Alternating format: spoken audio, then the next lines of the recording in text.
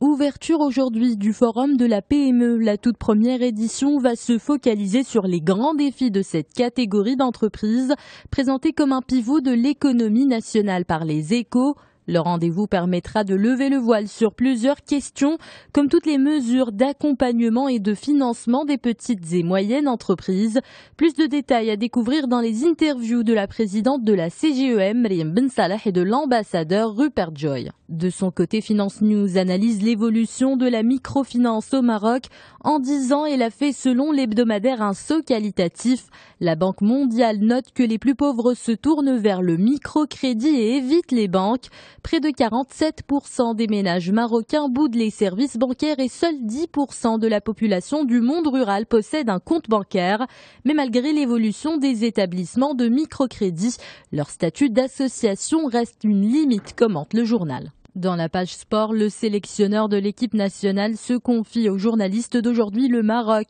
Il y regrettait la décision de la Confédération africaine de football.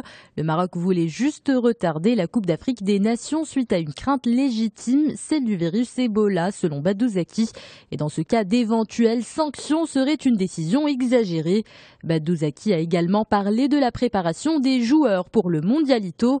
L'événement commence aujourd'hui et le choix de la FIFA de l'organiser au Maroc n'est pas dû au hasard, affirme pour sa part Libération. Un avis que partage la presse espagnole, nous dit le quotidien.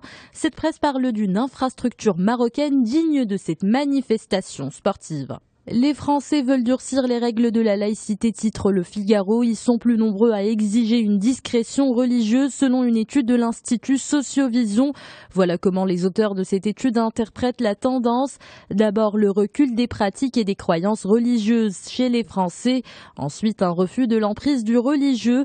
Il se manifeste surtout en entreprise, un espace privé que la loi sur la laïcité ne régit pas. Le Monde analyse le discours de Manuel Valls. Malgré les critiques dans son propre camp, le Premier ministre français reste déterminé à ne pas infléchir sa politique. Ses détracteurs doivent sortir du logiciel des 30 glorieuses, a-t-il ironisé. Pour rappel, ce sont les mesures de la loi Macron qui scandalisent une partie de la classe politique, dont le PS, mais aussi les Français. Cette loi s'attaque à des sujets comme le travail dominical, les professions juridiques ou encore l'épargne salariale.